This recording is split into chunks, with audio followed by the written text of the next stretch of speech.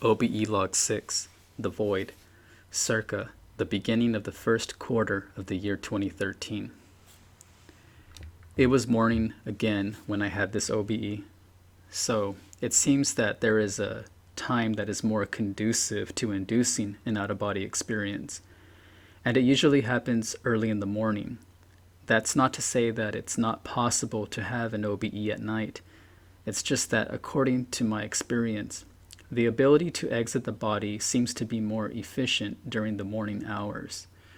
Perhaps this is due to the fact that the sun is rising, and since I am a son of the light, I shall also rise. As above, so below. So, the usual sensations of light vibrations in my head and body occurred, followed by my astral body lifting into the air above my physical body.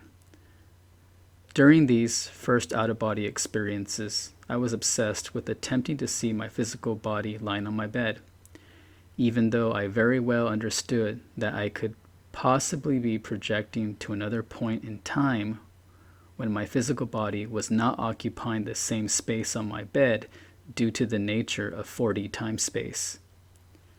Nevertheless, I tried to look back, but my neck and head wouldn't budge. It felt as though someone or something was tightly holding a cord that seemed to be attached to the back of my head, preventing me from turning my head. After a few more attempts to look back at my bed, I gave up.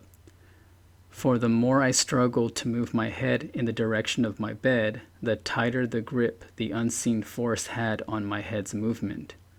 Once I relaxed and stopped trying to look back at my body, I was freed from the grip of whatever was holding the apparent cord behind my head. At that time, I didn't think to reach back behind my head to try and feel this cord. And now that's become one among the many other things I want to try on my to-do list while out of my body. So, I passed through the wall and was outside my apartment building. I decided this time to travel to outer space. So I looked up and shouted, "Take me to outer space!" My body then catapulted into the air and suddenly everything around me went dark. My body was flying uncontrollably around or about this dark void, and there were no stars or planets to be seen. It felt like I was being tossed around like a rag doll, caught up in a giant vortex, or like how a balloon flies about a room after its knot has been undone, causing its released air to propel it. I had no control. Then I shouted for it to stop, and my voice sounded different. It sounded like how your voice would sound if you were to cover your ears, or if you were underwater. Finally, I woke up from the experience. This experience and other experiences I had in the future made me ponder if outer space and galaxies and other planets were even real. Although, in another attempt I made years after this experience, I tried to go to the moon and did see something in the void, but not the moon nor any stars.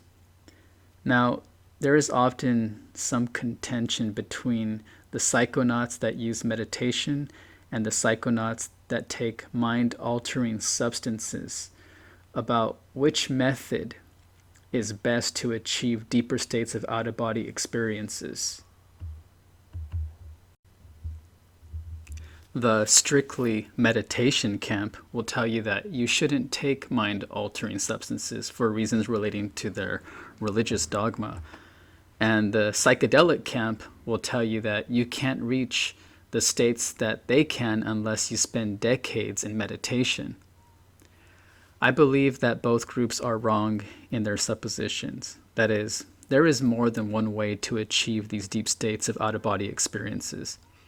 I've tried both and believe that both methods work and should be tried. But for those individuals who are too afraid to try psychedelics or have some other reservations about them, they can still reach deeper states of OBEs without the use of psychedelics, as I have done. Chris Geo, founder of Truth Frequency Radio and host of Beyond the Veil, has shared his experience traveling to Egypt and drinking ayahuasca inside the Great Pyramid, initially believing that the pyramid shape would catapult him to higher levels within the matrix. He said that's not quite how it panned out for him, however, and that he ended up in some type of black void and found it difficult to move in it, mentioning that it felt like he was struggling to pass through it, as if he was struggling to swim through water. I know exactly what he was going through because I've encountered the same type of struggle trying to move about the void. Of course, the difference between our experiences was how we reached the void. Chris Gio traveled all the way to Egypt and drank the Acacia Confucia at the Great Pyramid, while I stayed at home and induced an out-of-body experience. I must say, though, I hope one day I'll have the opportunity to travel to Egypt and drink the sacred brew in the pyramid too. Now, the shape of the pyramid in general has always confused me in terms of its energetic function and effect it has on the body. Many people claim that it exudes much power and can be used to recharge things such as crystals. The pyramid shape I'm referring to is the shape with 4 sides and a square base. So it basically has 5 sides. Recently, I just learned that the Great Pyramid of Egypt actually has 8 sides and 1 square base, thus making its total sides equal to 9. Or this could be just some kind of Mandela effect.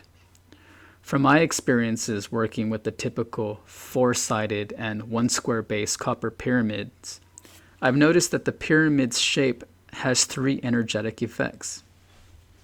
The first is that if you were to place your hand above the apex of the pyramid without touching it, you'll feel a subtle energy moving up from the pyramid.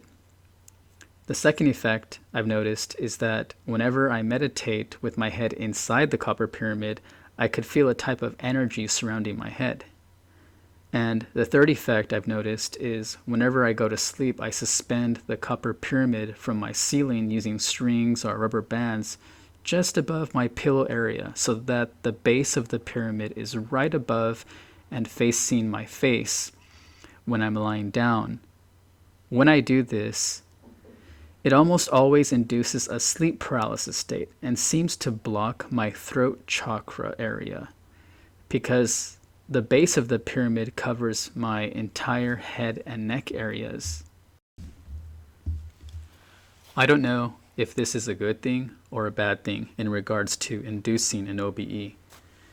If you'll notice, the base of a pyramid is square-shaped, and a 3D square is a cube, and a cube is known to trap things, which is probably why our rooms are designed this way, so as to prevent us from coming out of our bodies.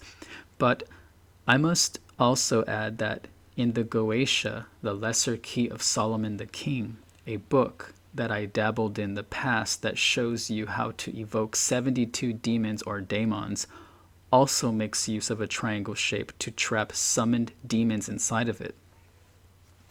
I feel as though my copper pyramid was trapping part of my astral body inside of it, which is why I've thus been unsuccessful in inducing an OBE while placing the copper pyramid directly above my head and neck area. I guess I'll have to continue experimenting with my copper pyramid, perhaps even by inverting its position so that its apex is facing downward towards my head or even my chest area.